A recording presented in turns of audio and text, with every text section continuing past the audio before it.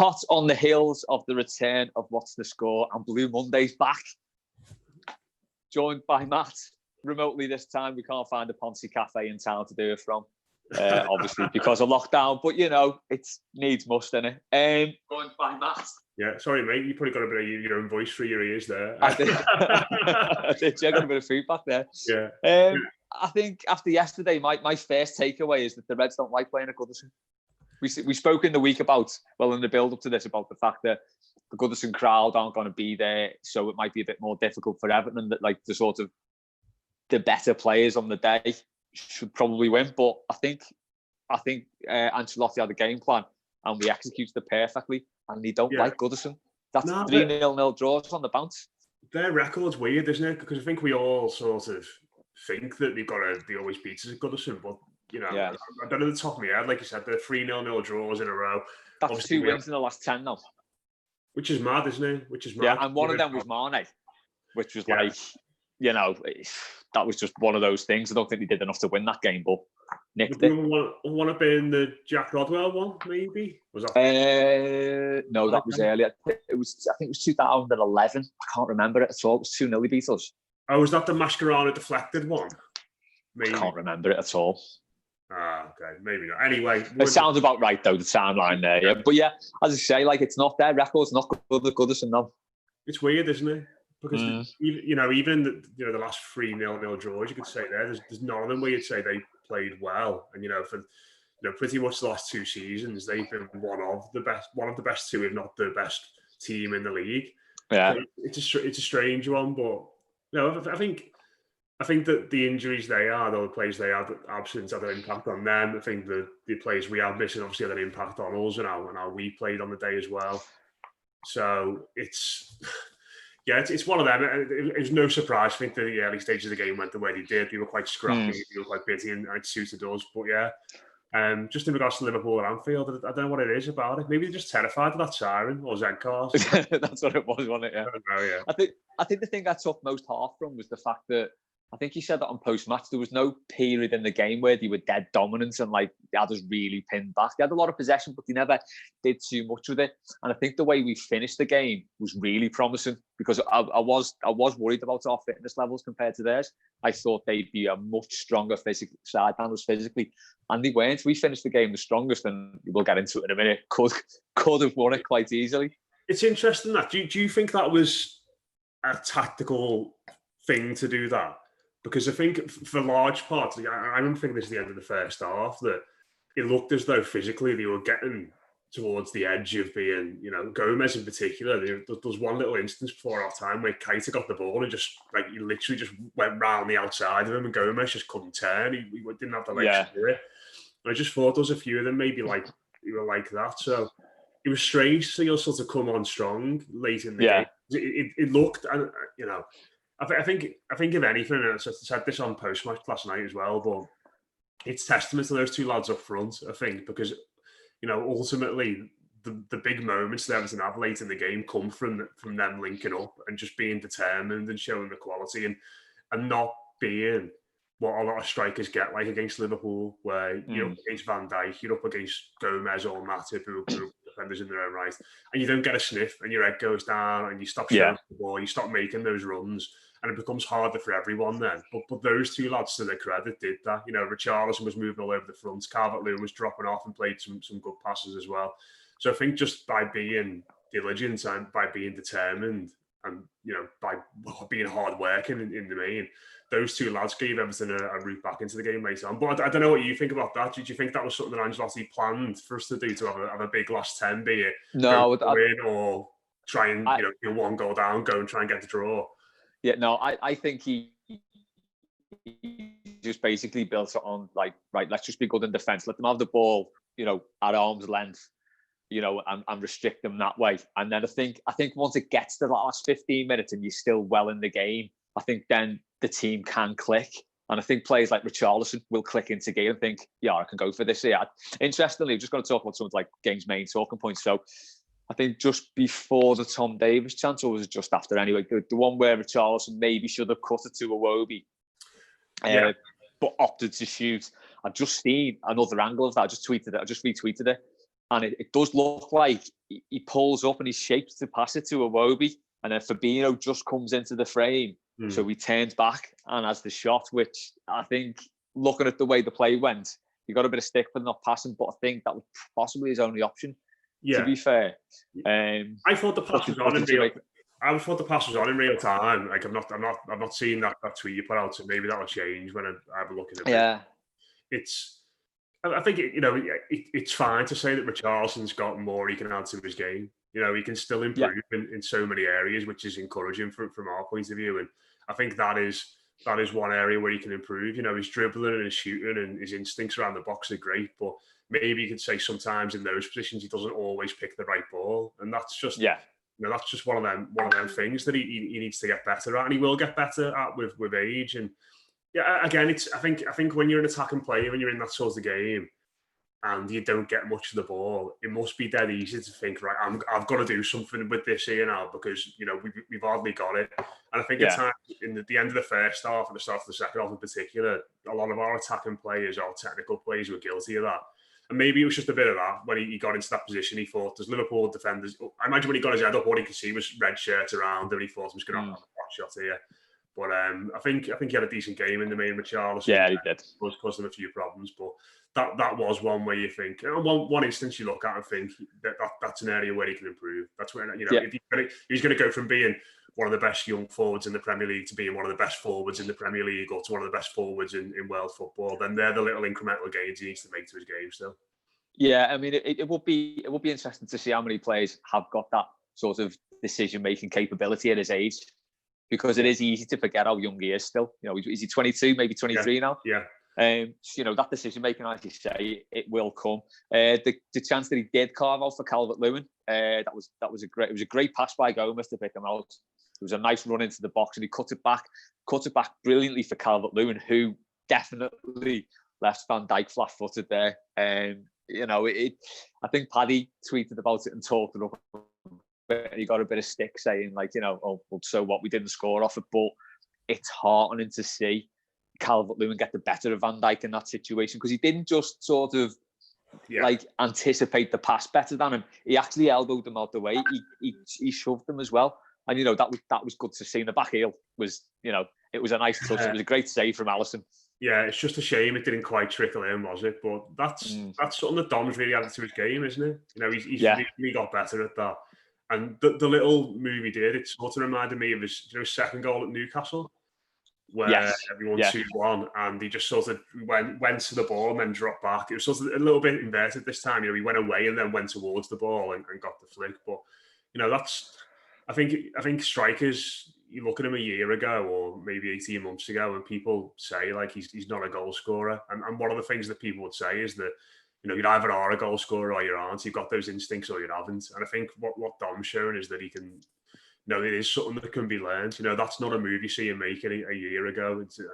Definitely. Al Foxen, the best defender on the planet at the moment. Well, maybe not according to Richarlison, but one of the best defenders on the planet at the moment. That's Thiago Silva, mate. Yeah. But now it's just, I think that the main thing of yesterday, and I don't think Dom had quite as influential a game as Richarlison overall, but the main thing I'd say about them too is they weren't disheartened at all. They kept at it right until the end, and they got the rewards when the game got a little bit more stretched later on, and they had their influence. And it was just a shame that neither of them could stick it away, and certainly that Tom Davies couldn't stick the rebound away, because I don't know about you, but I was up in my living room. I thought it was in until it wasn't in. Even when it hit the post, I thought I was going to go across and just nestle in the other corner. But oh god! I mean, that 9 times out of 10, that hits the inside, that goes in. Yeah, it was a great interception by Gomez. And the frustrating thing is as well, Milner doesn't get that. Milner does not make that tackle if he's still on the pitch. That's true. They've had to make a substitution through injury, and obviously not enough unicorn blood knocking around in lockdown. And then Gomez comes on, and I thought he played really well. To be fair, I thought he did really well left back for them, and yet he makes that vital interception. But I was so gutted, not just for us because that would have been brilliant, obviously, to win, but for Tom Davies, because it would have been something that he really needs, and it would have been really good for him. So I thought he had a good game. I thought out of the two central midfielders, I thought he played the best. I thought he played the better of the two. I thought he was all right as well. But then when I came to do post-match with Mark and Rob last night, they were both, they are, chair and co-chair of the Tom Davies club, to be fair. But in all seriousness, they both thought he had a poor game. But I don't think he was amazing. I don't think he was outstanding. But I just think, it was a difficult task for him in there to be playing up like Gomez, who, like I said, his fitness is still not there yet, and he's not the most mobile player anyway. Three energetic people put in there, it was going to be hard. And it would have been great to be sat here Monday night, almost 24 hours on, talking about Tom Davies scoring the winner in a Merseyside derby, because that could have been the moment that potentially gave him a foundation to push on again in his Everton career. But he didn't. He hit the post. But I thought he had a decent game overall. Just some of the comments we've had in so far, Les. If people are watching this on YouTube, you had thoughts on the game yesterday, give us a shout. Colin Taylor has said, great performance from all the lads yesterday, especially Tom Davies playing in the middle of the park. Your thoughts? Whereas Chris Hanman, on the Iwobi chance, he said Iwobi shouldn't have been that far out there. He also said it's like we played that game with no midfield. The four of them were anonymous. So splitting opinions. I think in games like that where you are just defending, sometimes you look at it and go, well, we kept them out and we kept the shape, which is a good thing. But then other people look at it and go, well, we didn't have much of the ball. I think which is a bad thing. Yeah, I think we said on what's the score. The danger was of playing a 4-4-2 that we could get overrun by their three in midfield. Yeah. And I don't really think we did. And, it's a fair point that lad makes about, the four being anonymous, because I don't think Iwobi had a good game. Anthony Gordon had a pretty quiet debut, but that's understandable. He grew into the game as it went on. But, he sort of got shoved off the ball a few times. He wasn't that involved. And I think out of the four of them, I think Tom Davies did the most and had the most assured game. I know Gomez sort of did that nice move to let Richarlison out for that chance that Tom Davies had. But I think he played the best out of the four. And all right, it might be faint praise, but I think he did a good job. Against what is a very good midfield unit, if functional. Liverpool have got a very functional midfield that can quickly overrun you and spray the ball out to the three front players. And I don't really think they did that with much success. So, it's something to build on, isn't it? It's like that's the biggest test that midfield's going to get all season. Oh, absolutely. And he came through it. So, we can look for, obviously this is going to, put the mockers on it, but we can look forward to the Norwich game now and think, well, that midfield, it can do a job against Liverpool. It can do a job against Norwich. It doesn't work like that. But I think it's a bit harsh to say Tom Davies didn't have a good game, because I think he did. And I think it as well. It's credit to those lads. Listen, there's different circumstances to the Chelsea game, but you compare how they were in the positioning and off the ball and everything to what they were like on Sunday against Liverpool, to what they were like against Chelsea. 2 months where they were run ragged, weren't they? They were overrun. they made Ross Barkley look that good. Yeah, but exactly. And I think it's credit to them that they've been able to learn and do it better this time around. And, I think you feel like Ancelotti would have out there and watching the video and say, you might be outnumbered, but you don't need to go all the time to press the man. You can hold your shape sometimes. You can funnel them out wide and that sort of stuff. And I think there was a lot more of that from them too yesterday. At times we were outdone there, but I think there was a lot more of us, Davies and Gomez letting Liverpool's midfielders have the ball in areas where they were happy to have it. Whereas against Chelsea 3 months ago, they were just legging it around like headless chickens, trying to press it, and that left space to play in. So I just think it was a cannier all-round display from the few lads, albeit not the best in terms of what you did on the ball. I've got some more comments through here. Rob's back. Rob's back to the defenders, Tom Davies for. Mark Ellison has said, will Tom Davies end up being tried at right back in a similar way to Ian Snowden? I think we talked about this a while ago, Les. We have spoken about this. I am all in the Tom Davies at right back fan club, to be honest. Yeah. Rob Vera, the best way to crystallise my Tom Davies thoughts are he didn't do anything I really noticed aside from the bad turnovers and the missed shot. So he should have scored. So many are desperate to make Tom Davies happen, and I'm not as emotionally attached to him. It's fair enough. I mean, the way late on, as in particular, when he did give those fouls away, he did give the ball away a little bit, and that is a worrying part of his game overall, isn't it? Yeah, I think the thing for me is, and as you can probably say, I'm very firmly in the I want Tom Davies to succeed fan club. I think everyone does. He's a player.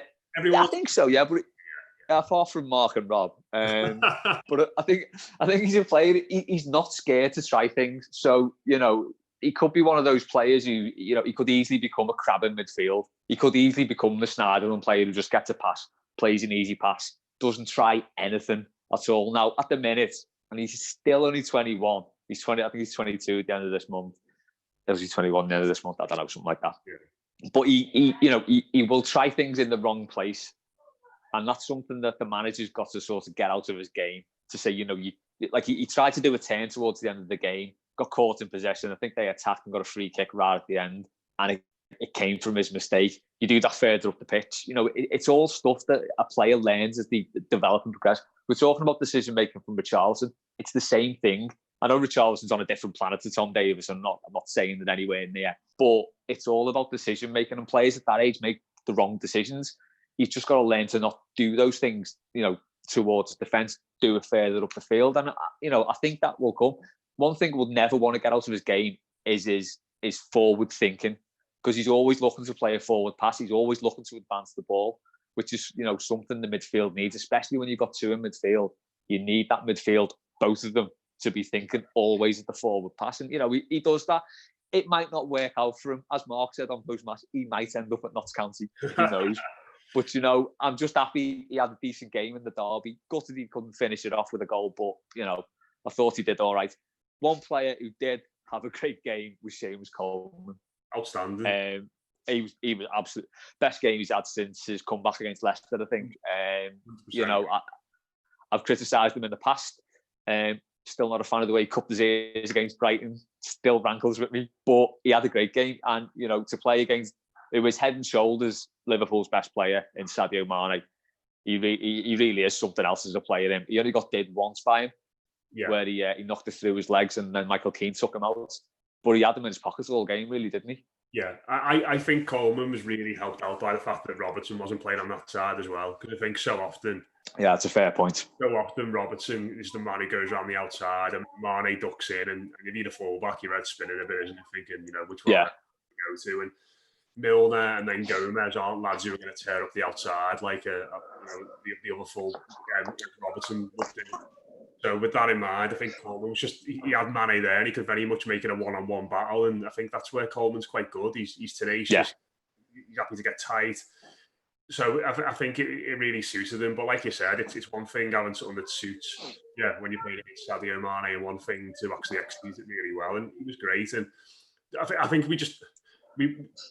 we sort of know at this stage in his career, he's got that sort of display in him. He can play like that. I think where we've all sort of looked at him recently and thought, is he still got it?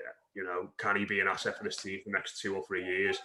Is when Everton have gone off loads of the ball and he gets forward, because his making on the ball, his dribbling, all that sort of thing that used to be like the hallmark of his game has gone a little bit now. So I think in these sorts of games, I think we can all say he's going to be absolutely fine. He'll do a job for you. But when Everton are playing, I don't know, we've got Villa and Bournemouth at home, and can he be that fella who gets forward and puts the final ball in, or delivers a good cross? And I think that's the type of fullback Everton are going to be looking for. If it can be Seamus Coleman, if he can keep this up and add, bring that part of his game back, then great, because everyone loves him. But you've got to say it's still doubtful. But he had a great game, and well worth talking about that. To be fair, I don't think he'll ever deliver a good cross, if I'm honest. But the thing I've been really heartened by with that display was we've always, as you say, talked about his attack and play and what he's like going forward, and that's been like the staple of his game. He's been a good attacking fullback. Once you get to 31, you kind of got to rein that in a bit. Yeah. And he showed yesterday that he can put a solid defensive display, because that's always been the sort of question mark around the game for me. Defensively, looking over his shoulder, he gets caught out sometimes. He can get caught out defensively. Yesterday against, one of the best attackers in the league, he was absolutely brilliant. And I think if he can keep putting in that defensive display, it's then on the club's recruitment or Theo Walcott to become the right winger that we need to play ahead of. I think I said on another pod at some point, what we need is a good right winger and basically Earl Barrett behind him, who was probably the most unspectacular fullback I've ever seen in my life. But when he had Andre Kanchelskis ahead of him, it literally didn't matter. Yeah. So, if you've got an explosive winger who can go ahead and, the fullback occasionally overlaps, he can do that job. And it would be great to see, to be fair, because, he showed yesterday, he was in people's faces, he was well up for it. Yeah. And that's what you want to see from him as well. Just another note on Tom Davies, by the way. Calling Henderson a soft bastard. That was a highlight of the game as well.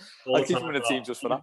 He just wasn't asked, was he? He just wasn't asked, Tom, which is great. He was just sort of like, whatever, mate, carry on with the game, footy. I'm not bothered. Just crack on. Yeah, I mean, thinking about it, that's a decent point. That I don't think any of them looked particularly bothered by the fact they were playing Liverpool, did they?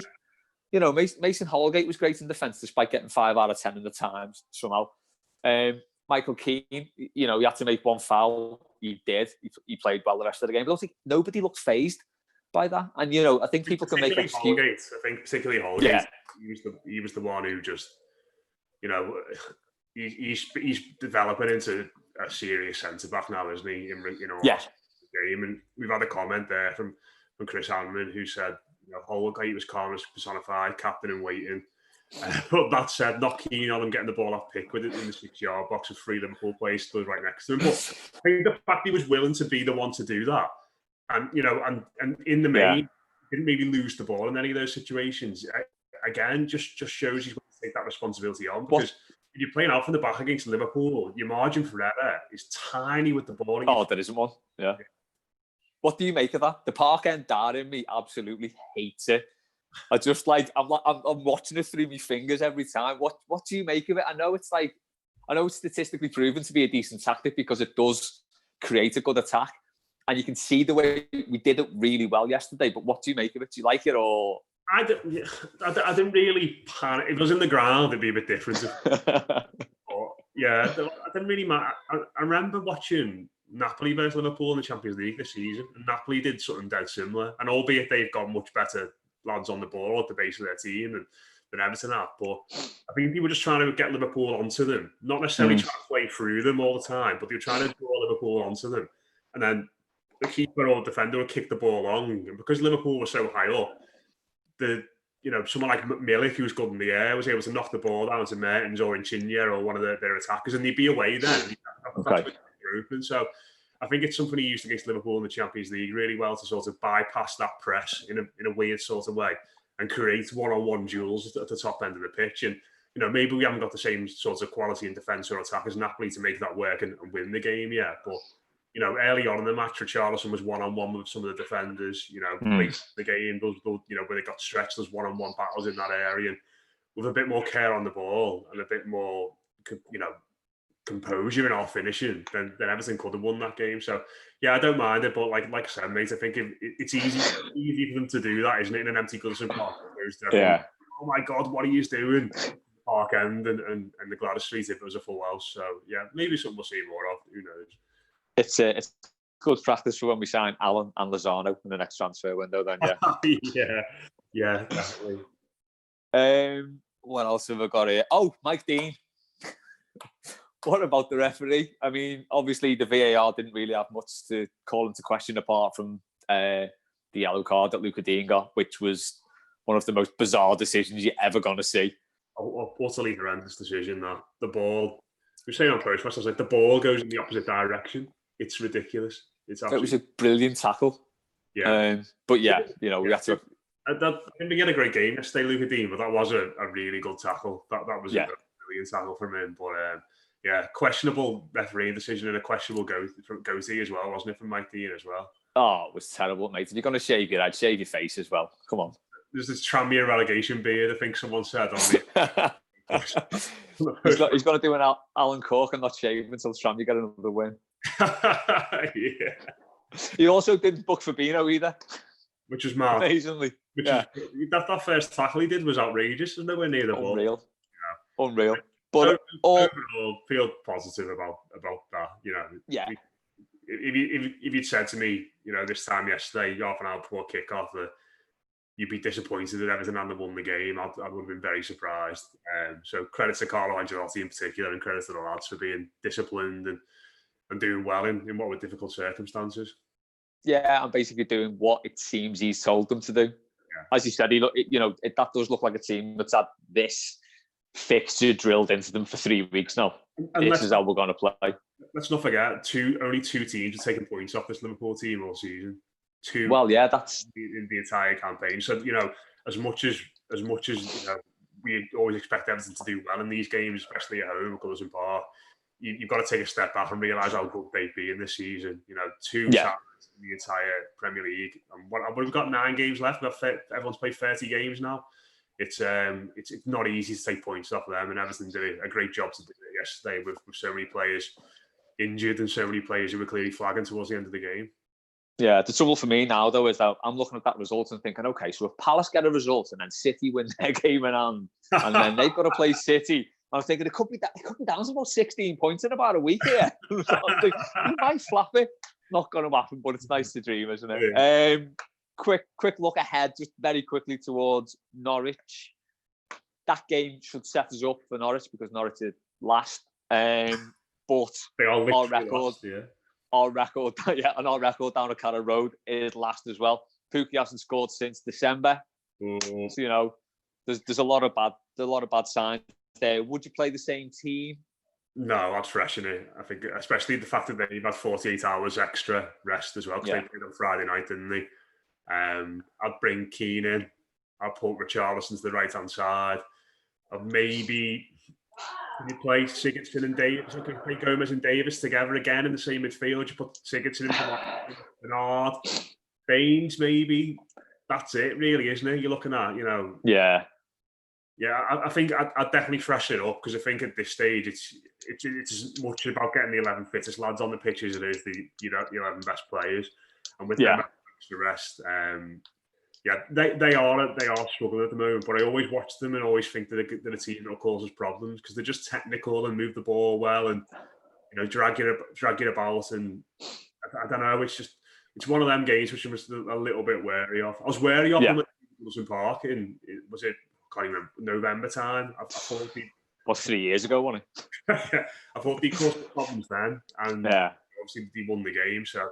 No, Everton should win the game, but I'd definitely make a few changes. I think maybe that was the reason why Keane was kept back on Sunday and wasn't brought on, that he wants him fully fresh for this one on Wednesday, because someone like him who's going to be energetic, quick, physical, good on the ball, he should be looking at that defence thinking, I can cause them problems. So I think he'll come in, and I think Sigurdsson will play some part in it as well. Maybe Leighton Baines for Luca Dean too. Yeah, it could be a really good game for Keane to come in, actually. Fingers crossed. We will preview that. Doing it on Wednesday or tomorrow. I've already spoke to David Freezer from Eastern Daily Press. That's up on Blue Room Extra. We've got subs weekly on. That'll be tomorrow. Dave Downey, Laura Gates, and Sarah Halpin's back because we want to talk about Chloe Kelly, who's left. Oh God, yeah. Obviously, massive news and a bit of a shock. So we're going to get Sarah for her inside info on that. And then Wednesday we'll be doing something for the game. We'll have post-match. Do what's the score? Can do what's the score, mate. Yeah, we could maybe do it. Well, Adam wants to get involved because he got the score right for the derby. Yeah, so we've got to get him on. What we can maybe do is get on here like half an hour before kick-off and go through the team and chat about all that sort of stuff. If people want to, let us know in the comments like that. Sort of like a, hopefully we can do a better job than the BBC building up to an Everton game. If people want that, you sort of go through the team news. Maybe get on, kick off at 6 o'clock British summertime on Wednesday. So maybe get on here about 5:30. Could you do that?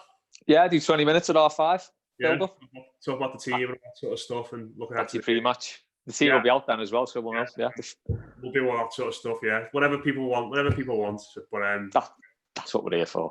What we're here for, yeah. Yeah, it's right. Cheers, Matt. Nice one. We will catch you later in the week. Yeah, nice one, mate. We'll speak to you soon. I'm just going to stop this stream now. Thanks for everyone who's watched on YouTube. We're doing loads more of these. We'll speak to you again soon.